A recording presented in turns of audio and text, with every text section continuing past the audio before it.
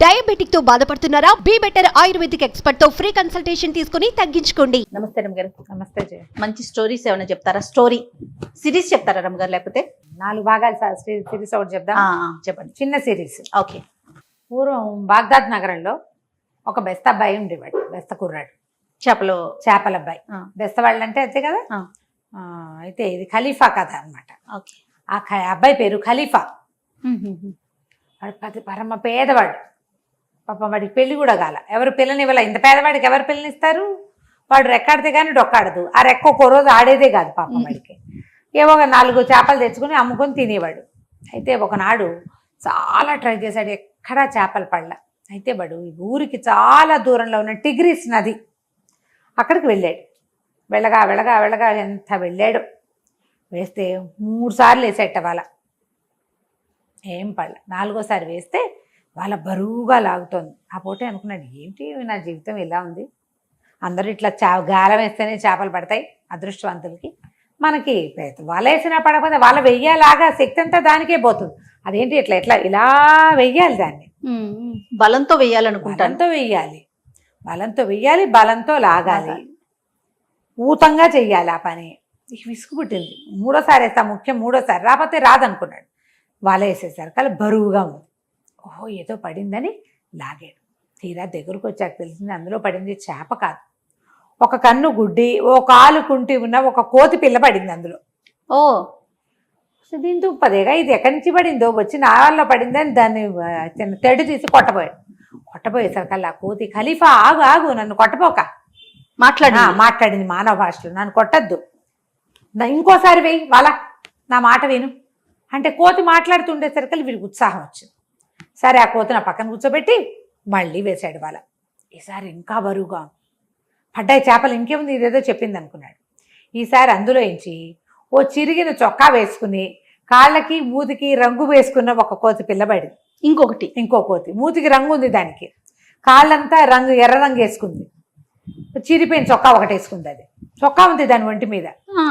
ఇదేమిటి ఊళ్ళో ఉన్న కోతులండి నదిలోనే పడ్డాయా, ఇట్లా దొరుకుతున్నాయని దాన్ని తెగ తిట్టాడు. ఆ ముందు గుడ్డిదాన్ని, ఏమిటి నువ్వు వెయ్యి అన్నావు, వేస్తే ఇది ఇంకోటి వచ్చింది, ఇంకో కోతి, మాస్టి కోతి, ముష్టి కోతి అని తిట్టాడు.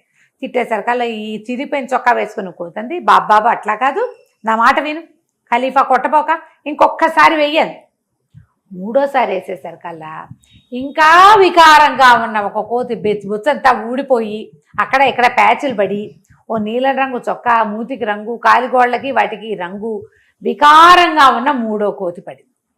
పడేసరికల్లా మీ దరిద్రం కాలిపోయి, నా దరిద్రం ఇవాళ ఈ రెక్కల సత్తు అంతా పోయింది. నీళ్ళల్లో నుంచి వస్తువు లాగడం కష్టము, ఇంతంత కష్టపడి లాగితే కోతులు పడ్డం ఏమిటి, ఆ కోత్తో ఏం చేసుకుంటాం, కూర వండుకోలేం కదా. అంతే. అతేటు తీసుకుని 3టిని బాధేడు, కొట్టేసరికల్లా ఆ 3వదంది, వదిలే ఖలీఫా, నేను ఎవరినో తెలుసా అసలు నీకు అనేసరికల్లా, ఎవరి వినువు, ఒక మాస్టి కోతివి, నీ మొహం చూడలేక వస్తున్నావు, అవి 2 చూడడానికి కొంచెం బాగున్నాయి, నీకు ఆ బాగుంట కూడా లేదు నీ బతుక్కి అన్నాడు. అనేసరికల్లా కోతంది, అట్లా కాదు, నేను తెలుసా, ఈ వర్తక వీధులు అబూసీర్ అని ఒక పెద్ద వర్తకుడు ఉన్నాడు కదంటే, ఏది ఆ పెద్ద పెద్ద స్తంభాలను కొట్టు అదేనా అన్నాడు. నీలం స్తంభాలున్న పెద్ద కొట్టు అబూసీర్ ఉన్నాడే, ఆయన అదృష్టాన్ని నేనే అంది కోతి. అనేసరికల్లా, నీ మొహం చూస్తే పగలు చూస్తే రాత్రి కల్లోకి వస్తున్నావు, నువ్వు వచ్చేలాగున్నావు, నువ్వెట్లా అదృష్టాన్ని అంటే నా మాట విను, ఇంకొకసారి వల వెయ్యి, వలై ఆ వలలో ఒక చేప పడుతుంది, నీకు ఏది పడితే అది. దీన్ని ఏం చేస్తామంటే చక్కగా మంచి ఆకులు పరిచి, అరిటాకులు లాంటివి ఆకులు పెట్టి, తామరాకులు పరిచి దాని మీద ఇది పెట్టి, ఆ వచ్చిన చేపని దాని మీద ఇంకో తామరాకు కప్పి ఓ బొచ్చులో పెట్టుకో. ఇక్కడి నుంచి అబూసీర్ దగ్గరికి వెళ్ళే వరకు మాట్లాడబాక, అది ఆయనకు చూపించు. ఇది ఎవరికైనా చూపించావా అంటాడు. చూపించలేదండి, మీకోసమే తెచ్చానని చెప్పు. రూపాయి ఇస్తానంటాడు, బంగారం. ఒక దినారం ఇస్తాడు, వద్దను. 2 ఇస్తాడు, వద్దను. 5 ఇస్తానంటాడు, వద్దను. 10 ఇస్తానంటాడు, వద్దను. ఏమనాలి మరి అంటాడు. నీ అదృష్టాన్ని నాకు ఇది ఇస్తున్నట్టుగా ప్రమాణం చేయి చాలు అని చెప్పు. అప్పుడు వాడి అదృష్టాన్ని అయిన నేను నీ పరం అవుతాను. వాడికి రోజుకి 10 నాణేలు 10 దినారాలు వచ్చే అదృష్టాన్ని నేను అని చెప్పింది కోతి. చెప్పేసరికల్లా బాగుందిగా ఐడియా.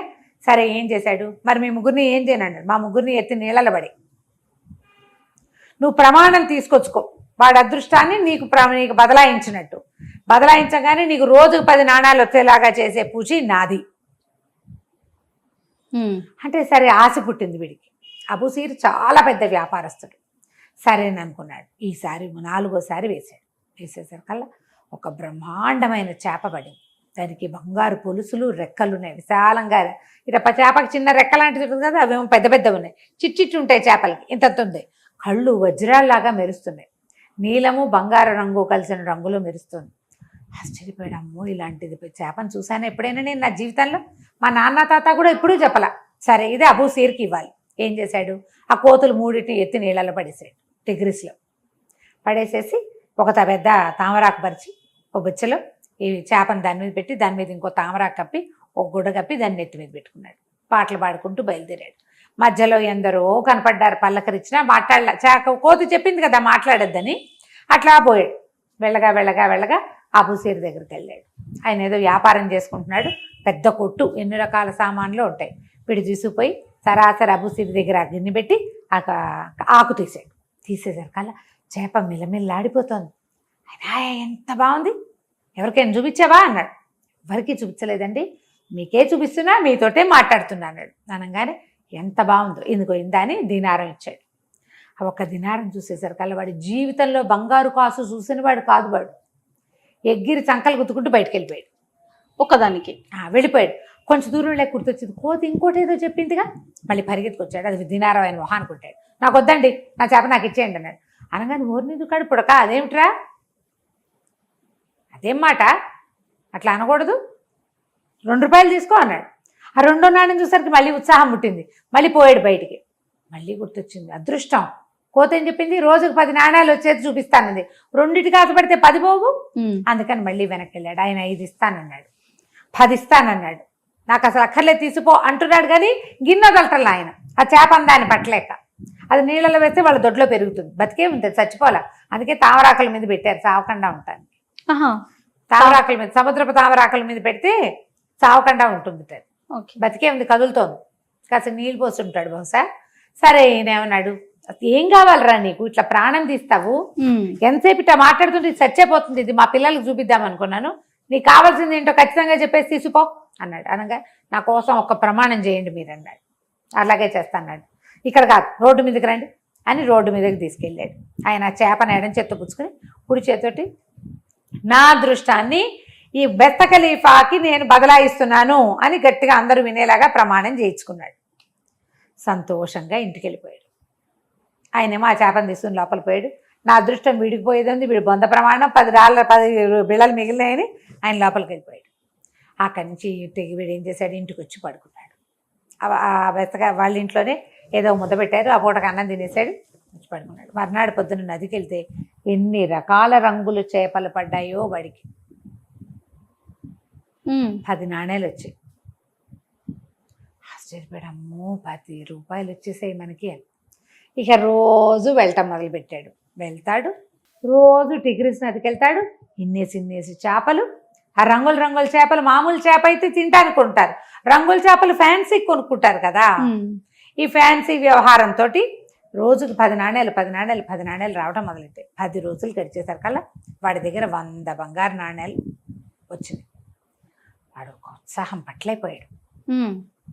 వాడికి ఏమనిపించింది, మన దగ్గర 100 నాణ్యాలు చేరినాయి, రేపొద్దున ఖలీఫాకి డబ్బులు కావాల్సి వస్తాయి, ఒరే ఖలీఫా నీ దగ్గర డబ్బులున్నాయి కదరా, బెస్త ఖలీఫా ఇవ్వరా అని అడుగుతాడేమో. చుట్టుపక్కల ఎవరికైనా చుట్టుపక్కల వాళ్ళకి తెలిస్తే అప్పు అడుగుతారేమో. ఖలీఫాకి తెలిసిపోతే ఖలీఫా అడుగుతాడేమో. ఒకవేళ నా దగ్గర ఉండి నేను లేవంటే వాళ్ళు ఏమంటారో, లాగేసుకుంటారు, మళ్ళీ తెమ్మంటారు, అప్పుడు ఏమవుతుందో అని ఇవన్నీ ఊహించుకుంటారు కదా కొంతమంది. రేపేం జరుగుతుంది, ఎల్లుండి అన్నీ ఊహించుకుని వాడు ఏమనుకున్నాడు, ఒకవేళ నా డబ్బులు నేను ఇవ్వనంటే, నేను కష్టపడి సంపాదించుకున్నానంటే ఖలీఫా గారు కొరడాలు పెట్టి కొట్టిస్తాడేమో నన్ను. ఓరిని కొరడా పెట్టి కొట్టిస్తే అప్పుడు నేను తట్టుకోవద్దు. తట్టుకోవాలంటే ఏం చేయాలి, ప్రాక్టీస్ చేద్దాం. అందుకని ఏమనుకున్నాడు, ఒక కొరడా తెచ్చుకున్నాడు. కొరడా తెచ్చుకుని వాడే రాత్రిపూట 10 గంటలకు అన్నం తిన్నాక కొరడా పెట్టి ఫెడేల్మని కొట్టుకోవడం, బాబు నా దగ్గర లేవండి, డబ్బులు లేవండి అని ఒక కేక పెట్టడం, మళ్ళీ ఫెడేల్మని కొట్టుకోవటం, చుట్టుపక్కల ఇళ్ళ వాళ్ళకి ఒక 5-6 కొరడా దెబ్బల తర్వాత వినపడింది. ఏమిటి వీళ్ళేమనుకున్నారు, అయ్యో రామా ఈ బెస్త ఖలీఫా గారిని ఎవరో కొడుతున్నారు, అదే కదా. వాడు నా దగ్గర డబ్బులు లేవు అంటాడు, వీడి దగ్గర ఏముంటాయి ఏమిట్రా అని వీళ్ళు ఆశ్చర్యపోయి ఇళ్ళ వాళ్ళు పరిగెత్తుకొచ్చారు. మనుషుల పొలకువ లేదు, ఒక కొరడా దెబ్బ ఒక అరుపు వినపడుతుంది. ఆ చుట్టుపక్కల ఇళ్ళ వారు చేరి కేకలు పెట్టారు, ఖలీఫా తలుపు తీ అంటే తలుపు తీశాడు. ఏమిట్రా ఎవరు నేను కొడుతున్నారంటే నేనే కొట్టుకుంటున్నానండి అన్నాడు. ఎందుకు రండి, నా దగ్గర డబ్బుల కోసం ఖలీఫా కొట్టిస్తే అన్నాడు. మిగిలిన వాళ్ళకి వీడి మానసిక స్థితి మీద చాలా డౌట్ వచ్చింది. వాడు మామూలు బెస్త పిల్లవాడు, వాడి దగ్గర ఎక్కడ వస్తాయి డబ్బులు, వాడు బొందా రావటం ఏంటి, అడగటం ఏంటి, కొట్టడం ఏంటి, వీడి పిచ్చకింది ఏదో వేరు తాగేసి ఉంటాడు, లేదా ఏ పిచ్చి చేప తిన్నాడో వీడికి ఇలా మెంట్లెక్కిందని అందరూ వెళ్ళిపోయారు. వాడు నిజం చెప్పిన వాళ్ళు ఎవరు నమ్మలా, వాడి దగ్గర 100 నాణ్యాలు ఉన్నాయంటే నమ్మలా ఎవరు. అదే వాడు ఏం చెప్పాడు, 100 వచ్చినాయి నా దగ్గర అని. ఏమనుకున్నాడు, సరే ఓ పని చేద్దాం, ఇట్లా కాదు ఎక్కడ ఎవరికి కనపడితే వాళ్ళు కొట్టేస్తారని భయం పట్టుకుంది వాడికి. ఎంత ఖర్చు పెట్టినా 100 చేరుతూనే ఉన్నాయి వాడి దగ్గర. ఓ 10 వచ్చినాయి అనుకో, వాడు అవి ఇవి కొనుక్కున్న 100 ఉంటున్నాయి. ఏం చేశాడు, ఓ చిన్న అంత సంచిలో పోసి కుట్టేసి చొక్కా లోపలి భాగంలో కుట్టుకున్నాడు. దాన్ని లోపల భాగంలో కుట్టుకుని కూర్చున్నాడు.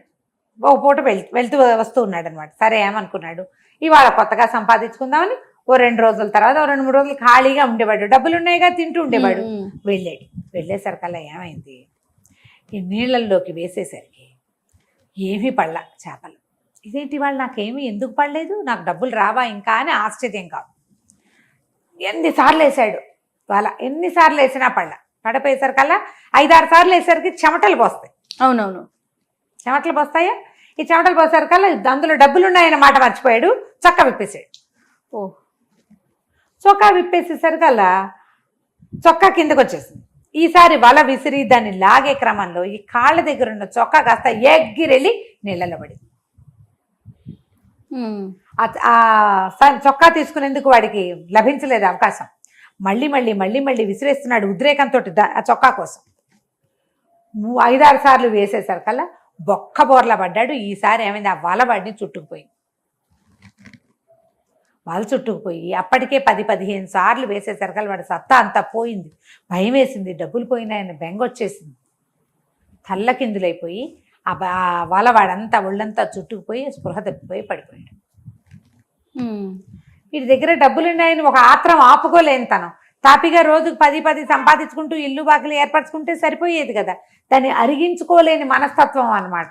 దాంతో పడిపోయాడు. దీనికి కథకి 2వ అంకం ఒకటి ఉంది. ఖలీఫా, ఇప్పుడు వీడేమో బెస్త ఖలీఫా కదా, ఖలీఫా గారికి ఏంటంటే ఆయన ఎక్కడికో ట్రిప్కి వెళ్దామని బయలుదేరాడు. హారూన్ అల్ రషీద్ ఖలీఫాగా ఉన్నారు, అప్పుడు రాజుగా ఉన్నాడు అనమాట. రాజు ఖలీఫా అంటే. అయితే ఏంటంటే ఆయన కాలంలో అల్కిర్నాస్ అని ఒక పెద్ద నగల వ్యాపారస్తుడు ఉండేవాడట. ఆయన ఏంటంటే అసలు ఈ హారూన్ అల్ రషీద్కి అంటే పెద్ద రాజుగారికి చాలా స్నేహితుడు. అప్పుడప్పుడు అప్పులు కూడా పెడతాడు రాజుగారిని చెప్పుకునేవాళ్ళట. అయితే ఆ ఊళ్ళోకి ఏదైనా కొత్త నగ, కొత్త వస్తువు, కొత్త విషయం వచ్చినా, కొత్త బానిసలు వచ్చినా ఫస్ట్ ఆయన దగ్గరికే వచ్చేది. అంత డబ్బున్నవాడు అనమాట. అయితే ఆయనకు అప్పట్లో ఒక చాలా అందగత్తె, చక్కగా సంగీత పాడే కుతుల్ కులూబ్ అనే ఒక అమ్మాయి బానిస పిల్ల ఆయన దగ్గరకు వచ్చింది. వస్తే ఆయన ఏం చేశాడు, ఆ పిల్ల సౌందర్యానికి మురిసి చాలా బాగా పాడుతోంది, ఖలీఫాకి సంగీతం ఇష్టమని ఆ పిల్లని ఖలీఫాకి కానుకగా పెట్టారు. అతను చేశాడు, అల్కిర్నాస్ ఇచ్చాడనమాట. ఇచ్చేసరికల్లా ఏమైంది, ఈ ఖలీఫా ఈ కుతుల్ కులూబ్ తాలూకు సంగీతానికి మైమరిచి మిగిలిన రాణుల దగ్గరికి వెళ్ళేవాడే కాదట. ఎంతసేపు ఈ పిల్లతోటే ఉండేవాడు పగలు రాత్రి. ఆయన పొద్దుపూట వ్యవహారాలు చూసుకునేవాడు, సాయంకాలం సంగీతం విని అమ్మాయితో కలిసి ఉండటం కోసం ఆ అమ్మాయి మందిరానికి వెళ్ళిపోయేవాడు ఆ బానిస పిల్లతోటి. రాణి జుబేదా గారికి చాలా కోపంగా ఉండేదట. ఏమిటి మేమందరం ఏం చెయ్యాలి, వంతులు వేసుకుని రావాలి తలా ఒకసారి, మా మొహాలు ఎవరు చూడకుండా వారాల తరబడి దాని దగ్గరకు వెళ్ళిపోతే మేమంతా ఏం చేయాలని మిగిలిన రాణుల్ని కూడగట్టుకుని ఆ మంత్రులు జాఫరు వాళ్ళందరినీ కేకలు పెట్టింది. ఈయన ఎక్కడికైనా తీసుకెళ్ళండి కనీసం అమ్మాయి మించి. ఆయన ఏంటంటే ఏ వెర్రి పెడితే ఆ వెర్రే ఖలీఫాకి. అక్కడికి వెళ్ళడం మొదలుపెట్టాడు, అలా వెళ్ళిపోతూ ఉంటాడు అనమాట. మధ్యలో ఏదైనా కొంచెం గ్యాప్ వచ్చింది అనుకో, గ్యాప్ మారుతాడు ఎంతో కొంత. కొన్నాళ్ళు వెళ్ళాడు, ఇక ఆపండి అని ఇవిడ కేకలేసరికి వీళ్ళంతా ఏమన్నారు, ఆయన దగ్గరకు వచ్చి అట్లా కాదండి, కొంచెం ఇక్కడ ట్రిప్కి వెళ్దాం, ఈ మధ్యకాలంలో ఎక్కడికి వెళ్ళలేదు, ఓ బానిస పిల్ల వచ్చి మన స్నేహాలు విడగొడితే ఎట్లా, మనం ఊరు చూసి ఎన్నాళ్ళు అయింది, కొత్తగా తోటల్లో అన్ని పూతలు వచ్చి ఉంటాయి, వెళ్దాం వెళ్దాం వెళ్దాం అంటే సరే అందరూ వచ్చి చెప్పేసరికల్లా సరేనన్నాడు. ఓ గుంపుగా ఒక సమూహం కొంతమంది మన భటులు నిగ్రో బానిసలు వాళ్ళతోటి బయలుదేరేసరికల్లా ఏమైంది, ఎక్కడికో వెళ్ళిపోయారు. ఆ గుర్రాలు ఎగురుతూ ఉంటే ఒక ఉత్సాహం వస్తుందన్నమాట. వెళ్ళగా వెళ్ళగా వెళ్ళగా ఏమైంది, దాహం వేయటం మొదలుపెట్టింది. ఆయనకి దాహం వేస్తుంది. క్రమంగా ఊరు దాటేశారు. ఎవ్వరూ కనిపించట్లా. అక్కడ ఒక పెద్ద మట్టి దిబ్బలాగా కనపడింది వాళ్ళకి. కనపడేసరికల్లా ఈయన అన్నాడు, తలా వైపుకి వెళ్దాము, ఆ మట్టి దిబ్బ మీద ఏదో కనపడుతోంది, అదేమిటో చూస్తాను అన్నాడు. అనేసరికల్లా మీరెటు వెళ్ళండి అన్నాడు. ఆయనకి ఏంటంటే తన వెనకాల ఎవరైనా నలుగురు వచ్చి తనకు సహాయం చేస్తే నచ్చదు. నేను అసహాయ సూర్యుడిని, నా దారి నేను చేసుకుంటానంటాడు. అందుకని ఏం చేశారు, తలా పక్కకి నీళ్ళకి వెళ్దామని నలుగురు పోయారు. ఓ గుంపంతా అక్కడ ఉంది. దూరం నుంచి చూస్తూనే ఉన్నారు. ఈయనట వెళ్ళేసరికి పెద్ద మట్టి గుట్ట. ఆ గుట్ట మీద ఏదో చుట్టుకుని మానల్లే పడింది. కొంచెం దగ్గరికి వెళ్ళేసరికి జాఫర్ అన్నాడు, ప్రభు ఖలీఫా ఆయన వాడెవడో మనిషిలాగా ఉన్నాడండి అంటే, సరే నేను పోయి చూసేస్తా, నువ్వు రాబోకన్నాడు. ఆయనట నడుచుకుంటూ పోయేసరికి ఆయనకి ఏం కనపడింది, పెద్ద మట్టి దిబ్బ. దాని మీద ఒక చేపల వల్ల చుట్టుకుని అడ్డదిడ్డంగా పడిపోయి వెర్రుచూపులు చూస్తున్న బెస్తవ ఖలీఫా కనిపించారు. ఖలీఫాకి డబ్బులు పోయినాయని తెలిసిపోయింది. బెస్తవాడికి డబ్బు పోయింది, అర్థమైంది. ఆ దుఃఖంతో ఆవేగంతో వాడు ఇంకా వెర్రెత్తిపోయి ఉన్నాడు. ఆ వల్ల ఇరుక్కుపోయాడు. వాడు ఇంకా దొరలేసి మొత్తం వాళ్ళంతా చుట్టేసుకున్నాడు. వెర్రి వాలకం పడింది. డబ్బు సంపాదించేటప్పుడు ఒకటి ఉంటుంది, పోగొట్టుకున్నప్పుడు ఇంకో వెర్రిగా ఉంటుంది. అవునవును. వీడి దగ్గరికి వెళ్ళేసరికల్లా ఈయనకి తెలిసింది, ఎవరు నువ్వు ఏంటి అనేసరికల్లా ఆవిడకి ఏం డౌట్ వచ్చింది. ఆ బెస్తవాడికి మతిపోయి ఉన్నాడు, వాడు డబ్బులు పోయినాయి, ఎవడరా నువ్వు అని కేకలు పెట్టాడు. ఆయన ఏం చేశాడు, సరే ఓడదీద్దామని కొంచెం విడదీశాడు. విడదీసేసరికల్లా వీడు వచ్చినవాడు పెద్దవాడు గొప్పవాడు అలాంటి ఊహలు రాల. నా బట్టలేవి అని చూసుకున్నాడు. చొక్కా లేదు, చొక్కా పడిపోయింది కదా, నా చొక్కా ఏది అని అక్కడి నుంచి ఈయన చూసి ఏమనుకుంటాడు, సన్నాయి వాయించేవాడు అనుకున్నాడు, భజంత్రి వాడు అనుకున్నాడు రాజుగారిని చూసి. ఆయన ఫుల్గా బుగ్గలు నిండుగా ఉండి మూతి కొంచెం చిన్నది. అయితే మాత్రం ఎవర్రా నువ్వు భజంత్రి వాడా, నా డబ్బులు కాజేసావా, నా బట్టలు నువ్వు కాజేసావా, ఈ గుడ్డేసుకున్నావు, ఇది ఎక్కడిది. ఆయనకి ఇంత ముఖమల్ల అంగరఖ ఒకటి ఉంది. ఆయనకి పిచ్చ నవ్వొచ్చింది. ఆయనకి అలాంటివి ఏమైనా వింటే మహా సరదాగా ఉంటుంది. పోనీలే పాజిటివ్గా తీసుకుంటాడు. ఆయనకి పగలబడి నవ్వొచ్చేసింది. సరిగ్గా హాత్తేరి నవ్వుతావా, నా గుడ్డ లాగేసావు, నా బట్టలు కాజేసావు, నా డబ్బులన్నీ కాజేసావు, ఏవి తీ నా డబ్బులు అన్నాడు. నా దగ్గర డబ్బులు లేవన్నాడు. డబ్బులు లేవంటే విప్పు, చొక్కా విప్పేయంటే చొక్కా విప్పేయడం మరీ సరదా. ఆయన ముఖమల్ల అంగరఖ తీసేసాడు. ఈ అంగరఖ వేసుకున్నాడు. పై చొక్కా లేదు, వచ్చిన గోచి మాత్రమే ఉంది. వేసుకున్నాక ఇదేమిటి ఇంత బారుంది, నా చొక్కా ఎంత మంచిది, వాడు వేసుకునేది ఇంత చొక్కా ముష్టి చొక్కా, అది మంచిది ముఖమల్ల అంగరఖ కంటే. ఒక అందులో డబ్బులు ఉన్నాయి కదా, ఆయన దగ్గర ఇంత పిడివాకుంది, అది తీసుకుని కింద తక్క కోసేసాడు. ఆ ముఖమల్ల అంగర ఇంత పొడుగుంది. అది అంగరఖాలంటే ఇంచుమించు ఓవర్ కోట్ లాంటిది కదా, వీడు మోకాళ్ళ దాకా కోసేసాడు, కాళ్ళకి అడ్డం పడుతుందని. అక్కడి నుంచి నువ్వేంటి బూరా బుత్తే నీకేమొస్తుంది, భజంత్రి వాడా నీకు అని అడిగాడు. అడిగేసరికల్లా ఆయనకి పక్కపక్క నవ్వొచ్చింది. ఆ నెలకు 10 దినారాలు ఇస్తారులేనండి. చిచ్చి 10 దినారాలండి, మనకు రోజుకే 10 దినారాలు వస్తాయి. వీడు రోజుకు 10 చొప్పున 10 రోజులు సంపాదించాడు. నువ్వు నాతో ఉండు, నీలాగా హట్టాకట్టాగా ఉన్నవాడు ఒకటి దొరికితే కనుక మనం చక్కగా వలేసి చేపలు పెడదాం, నీకు చేపలు పట్టడం నేర్పిస్తా, వచ్చా నీకు అన్నాడు. వాడు రాదన్నాడు. ఖలీఫా గారు నాకు రాదన్నాడు. అంతేగా, నేను నేర్పిస్తా. నేను ఎంత బాగా నేర్పిస్తానంటే నాలాగా నేర్పించేవాడు ఎవడు ఉండడు. నా దగ్గర నేర్చుకుంటే నాలాగా నువ్వు కూడా రోజుకు 10 రూపాయలు సంపాదించుకుంటావు. ముందు కొద్ది రోజులు నా దగ్గర పనిచేయి, రోజుకు 2 ఇస్తా. ఆ లెక్కైనా నీ నెల 10 దినారాలు జీతం కంటే నేను ఇచ్చేది ఎక్కువ, బోళ్ళంత ఇస్తాను, సరేనా అన్నాడు. ఆయనకి మంచి ఉత్సాహం వచ్చింది. ఇప్పుడు చేపలు పడ్డం నేర్చుకోవాలి ఖలీఫా గారు, సరేనన్నాడు. అక్కడి నుంచి వాలేస్తే సరే చేపలు పడ్డాయి, రంగులు చేపలు పడేసరికి వాడు బుట్టలో పోసి ఏమన్నాడు, ఈ బుట్ట నెత్తి మీద పెట్టుకున్నాడు నా వెనకాల ఖలీఫాని. ఆయనకి పిచ్చి నవ్వొచ్చేస్తోంది. వీడు తనని రాజుగా గుర్తిస్తే వీడి ధోరణి ఇంకోలా ఉంటుంది. పైగా వీడు ఏదో వెర్రెత్తిపోయి ఉన్నాడు. వాడు ఏమిటంటే తన డబ్బులు పోయాయి, తన చేపలు పోయాయి, తన అదృష్టం పోయిందేమోనన్న భయంలో ఎదురుగుండా ఉన్న మనిషిని గుర్తించేదా ధోరణి కూడా లేదు. ఆయనంత ఖరీదైన బట్టలు వేసుకుంటే అవేవో పిచ్చిగుడ్డలు అనుకుంటున్నాడు. పిచ్చితనంలో ఉన్నాడు. సన్నాయి వాయించే వాళ్ళ బట్టలుగా భావిస్తున్నాడు, రాజుగారి బట్టలుగా భావించట్ల. అక్కడి నుంచి ఏం చేశాడు ఈయన, పరిగెత్తుకుంటూ గట్టి గుట్టెక్కేసాడు. ఎక్కేసేసి ఇక నవ్వుకుంటూ పరిగెత్తాడు. పరిగెత్తేసరికి అలా అక్కడ ఉన్న వాళ్ళంతా ఆశ్చర్యపోయారు. వీడు మంచినీళ్ళు అడిగాడు ఈయన ఖలీఫా. మంచినీళ్ళు ఆ కనపడేది టిగ్రిస్ నది కాదా, నువ్వేంటి ఇలా అడుగుతున్నావు, నీకు అది కూడా తెలియదంటే ఈయన పోయి నదిలోకి వెళ్ళి మంచినీళ్ళు తాగొచ్చాడు. పరిగెత్తుకుంటూ వెళ్ళేసరికి జాఫరు వాళ్ళంతా చాలా మంది ఉన్నారు. ఆయన మంత్రి, తర్వాత ఏమో వెనకాల ఉండే దండనాయకుడు. ఏంటి ప్రభు అంత బాగా నవ్వుతున్నారు ఏంటంటే, ఒరే ఆ కింద ఒక బెస్తవాడు ఉన్నాడు, వాడి దగ్గర ఎన్ని చేపలు ఉన్నాయో అన్ని చేపలు పెట్టండి, చేపకు ఒక దినారం చొప్పునిస్తా, వాడి దగ్గర ఒక్క చేప మిగలకూడదు, వాడిని కొడతారో కోస్తారో ఏం చేస్తారో తెలియదు, పట్టుకొచ్చేయండి అన్నాడు. ఆ బుట్ట అక్కడ పారేసి పరిగెత్తాడు కదా. సరే ఈయన పైకి వెళ్ళిపోయాక సైనికులంతా వాళ్ళందరికీ ఆశ పుట్టింది, ఒక్కొక్క దినారం ఒక్కొక్క చేప కంటే ఏముంది, మొత్తం సైనికులంతా కిందకి పరిగెత్తారు. పరిగెత్తి అక్కడి నుంచి వాడి దగ్గర నుంచి గుప్పెళ్ళతోటి పుచ్చేసుకున్నారు. వాడు వేసిన వల్ల వేసిన చేపలన్నీ వీళ్ళు లాగేశారనమాట. ఆఖరిగా ఈయనకి జనానా దగ్గర నిలబడే నీగురో వాడు ఒకడు ఉన్నాడు ఆయనతో పాటు. వాడు వచ్చాడు. వాడు వచ్చేసరికల్లా వాడి దగ్గర చివరికి ఏమైంది, వీళ్ళందరూ చేపలు పట్టుకెళ్ళిపోతుంటే వాడు కంగారు పడి ఇట్లా కొన్ని చేపలను ఇట్లా పట్టుకుని ఉంచున్నాడు. సైనికులు కదా, కత్తిడాలు ఉంటాయి వాళ్ళ దగ్గర. వీడి భయం వేసింది ఖలీఫాకి, బెత్త ఖలీఫాకి. ఆ చేపలను చూసరికల్లా అరే ఆ చేపలు ఎవరా అన్నాడు. నీకు ఇనాం ఇస్తానంటే నేను ఇవ్వను, నాకు $10 వస్తుంది, దానికి 10 దినారాలు వస్తాయంటే 10 కాదురా ఇంకా ఎక్కువే ఇస్తాను, ఇవ్వమనేసరికల్లా వాడు నేను ఇవ్వను అన్నాడు. అనగానే వీడు బాకు చూపించాడు. బరిసె లాంటిది ఇట్లా పట్టుకుంటారు కదా పొడుగాటి, పొడి చేస్తాను అనేసరికల్లా వాడు ఏం చేస్తాడు పాపం, అదే ఆఖరివి కొన్ని నీళ్ళలో పడిపోయినాయి. 2 పెద్ద పెద్ద రంగు చేపలు తీసి ఈ నీగ్రోవాడి చేతిలో పెట్టాడు. నీగ్రోవాడు ఆ 2 చేపలు పుచ్చుకెళ్ళిపోతే వీడు ఒట్టిగా నుంచుని ఉన్నాడు. వీడి దగ్గర ఏమీ లేవు, మొత్తం వెళ్ళిపోయినాయి. వాడు మొత్తం పట్టుకుపోయారు. ఆయన రాజుగారికి వీడిని ఏడిపించాలని ఆయన సరదా అనమాట. మొత్తం అన్నీ వెళ్ళిపోయినాయి. ఆయన నీగ్రోవాడు ఆఖరి 2 చేపలు కూడా పట్టుకుపోయాడు. సరే అందరికీ డబ్బులు పంచాడు. వీడి గట్టు కిందే నుంచున్నాడు. వాళ్ళు గుర్రాలు వేసుకుని ఊళ్ళోకి వెళ్ళిపోయారు. వీళ్ళు ఊళ్ళోకి వెళ్ళేసరికి అక్కడ ఇంకో నాటకం జరుగుతుంది. అక్కడ ఏం జరిగింది, కూతులు కులుబ్ అని ఒక అమ్మాయిని తెచ్చాడు కదా, ఇతను మన వ్యాపారస్తుడు ఒక ఆయన ఇచ్చాడు, అల్కిర్నాస్ ఇచ్చాడు.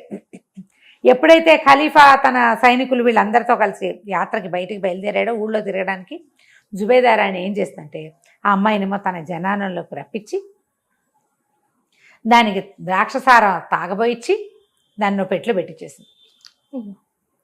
పెట్లో పెట్టించి ఇంకో పెట్టి తెప్పించి అందులో ఏదో బరువైన సామాన్లు పెట్టించేసి కూతులు కులుబ్ చచ్చిపోయింది అని ప్రచారం చేసి, ఇదంతా ఒక రోజులో జరగల, ఒక రోజున్నర పట్టింది. చచ్చిపోయిందని ఆ అమ్మాయికి చేపముళ్ళు గొంతులో అడ్డం పడి ఊపిరాడక చచ్చిపోయిందని, దానికి గోరి కట్టేశామని జనాలలోని తోటలో ఓ పక్కన ఒక అందమైన పాలరాతి గోరి కట్టించేసింది. నిజానికి కూతులు కులుబ్ చచ్చిపోలా, బాక్సులో జనానాలో ఒక మూలబడి ఉంది, తాగేసింది అమ్మాయి. రాక్షసవంలో నిద్రమందు కలిపేశారు, తాగి పడుకుంది. అక్కడి నుంచి ఏమైంది, రాజుగారి ఖలీఫా బయట నుంచి వచ్చేసరికల్లా ఎవరో బానిస చనిపోయింది అని వార్త వచ్చింది. ఎవరు చనిపోయారు అని వెళ్ళేసరికల్లా జనానాలో అందరూ అయ్యో అయ్యో కూతులు కులుబు ఎంత బాగా పడేది, చేప ముళ్ళు ఇరుక్కుంది, చేప ఎముక గొంతులో ఇరుక్కుని చచ్చిపోయింది, చేప ఎముక ఎక్కడిది అంటే జుబేదార్ రాణులందరికీ మరి విందిచ్చింది. కూతులు కులుబుని కూడా బానిసగా కాకుండా రాణిగానే ఆహ్వానించింది. అందరూ తిన్నారు తాగారు. ఆమె సన్నటిది కదా, నాజూకు మనిషి, ఆ చేపముళ్ళు ఇరుక్కుపోయింది, చచ్చిపోయింది. రాజుగారు ఖలీఫా గారు లబోదిబోమని ఏడ్చేసరికల్లా సరే వీళ్ళంతా అన్నారు అసలు అమ్మాయి సమాధి దగ్గరికి వెళ్ళి చూద్దామని సమాధి దగ్గరికి వెళ్తే అక్కడ ఏంటంటే దుఃఖం మనాయించడం కొన్ని రోజులు ఉంటుంది, దుఃఖపు దినాలు, విచారపు దినాలని ఒక 3 రోజులు 5 రోజులు ఉంటుంది.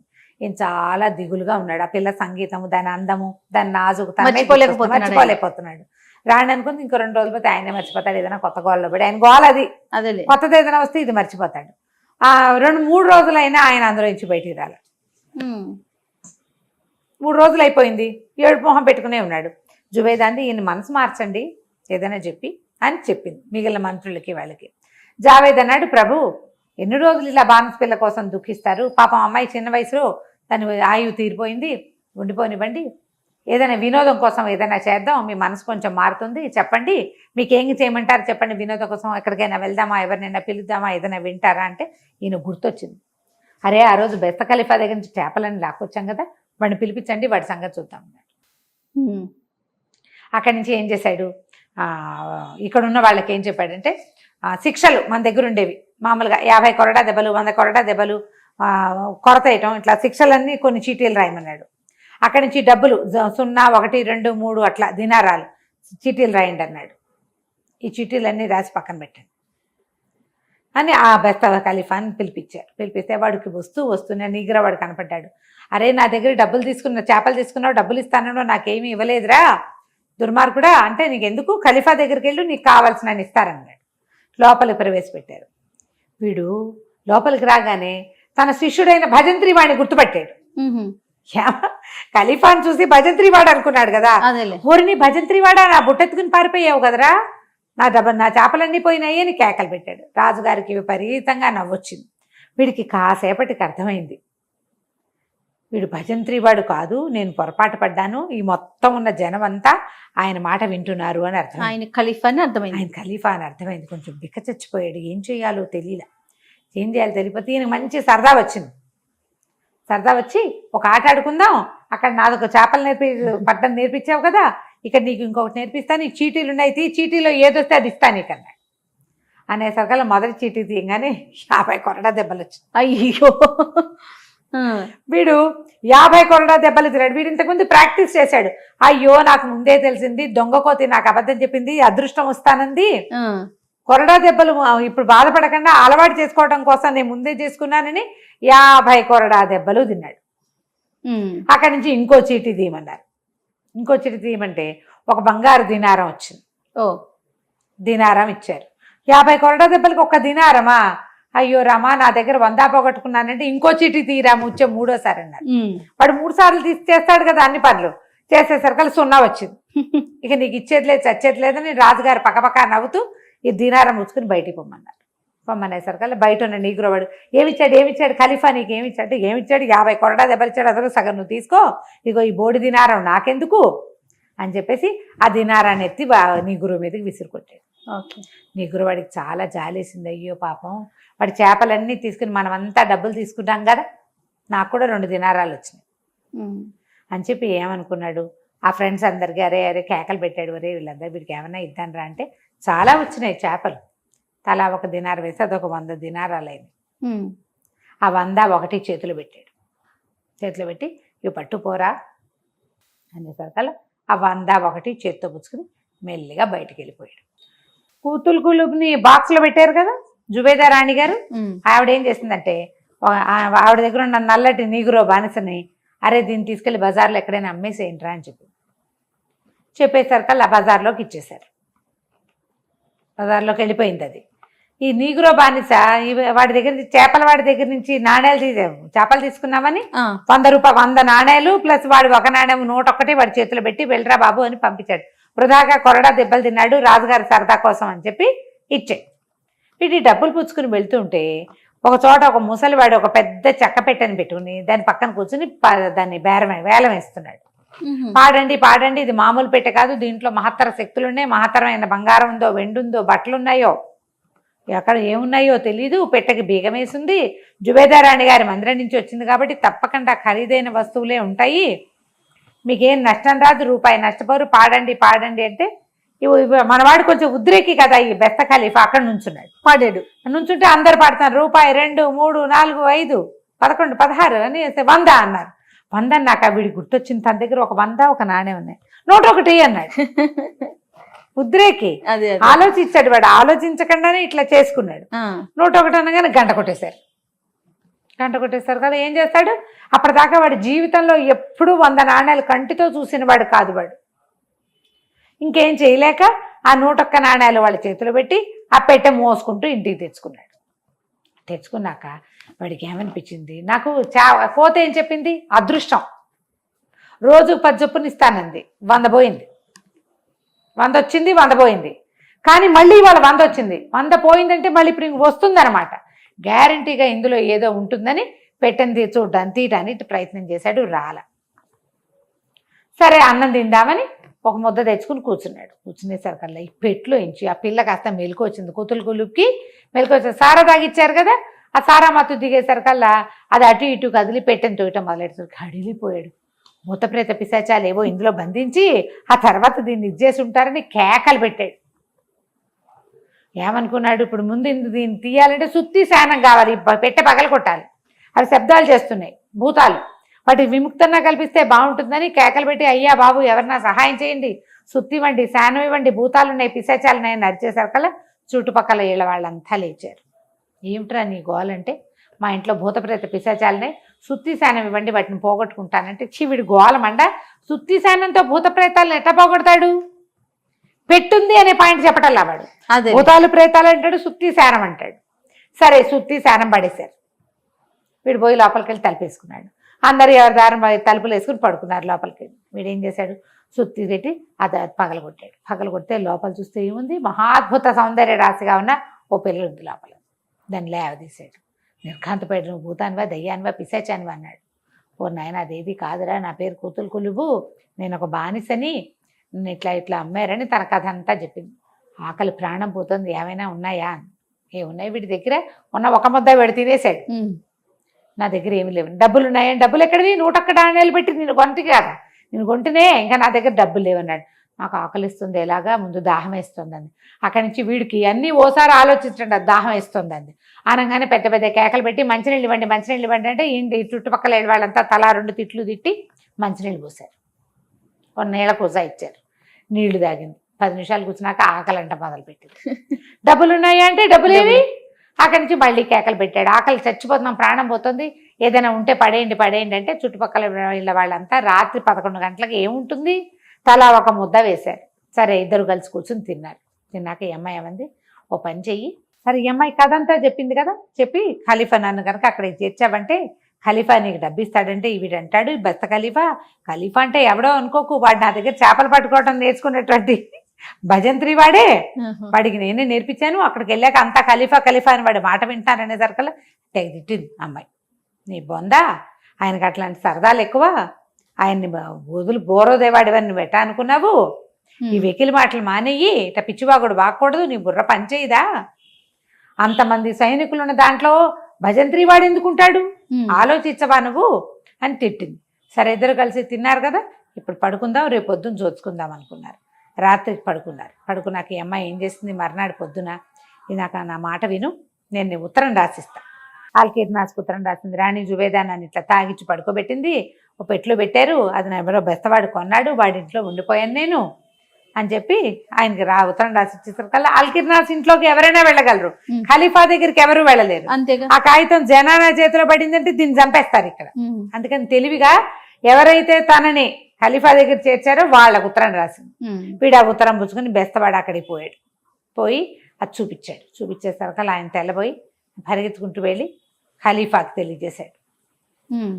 ఆ ఖలీఫా చాలా ఆనందంతో అమ్మయ్య కులుకుతుబ్బు కుతుబ్బు, ఈ అమ్మాయి బతికే ఉంది, కుతులు కులుబు అని చెప్పి ఒక సైన్యాన్ని వచ్చిన గుంపుని పంపించి ఆ బెస్తవాడిని ఆ కుతుబుని ఇద్దరిని తెప్పించుకున్నాడు. ఆమెను చూసి చాలా సంతోషించాడు. అక్కడి నుంచి ఈ బెస్తవాడిని అంతా వాడికి జరిగిందంతా వాడు మళ్ళీ మళ్ళీ వివరంగా చెప్పించుకున్నాడు అనమాట.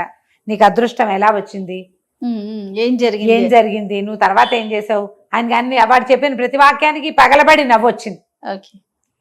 వాడు ఏం చెప్పాడు, మొదలు 3 కోతులు వచ్చినాయి, మొదటి కోత అలా ఉంది, దాన్ని నేను కొట్టాను, రెండో కోత తీసుకురమ్మంది, మూడో కోత నేను తర్వాత అక్కడి నుంచి ఆయన దగ్గర తీసుకెళ్లారు. అలీనూరు ఎవరో ఉన్నాడు కదా, ఆయన వర్తకుడు అబుసీర్ని కేకేశారు. అబుసీర్ని కేకేస్తే వాడు చెప్పాడు, ఓసారి నాకు ఆ కోతి దొరికింది, నేను నీ అదృష్టాన్ని అని చెప్పింది, నా వ్యాపారం ఎత్తుకుంది.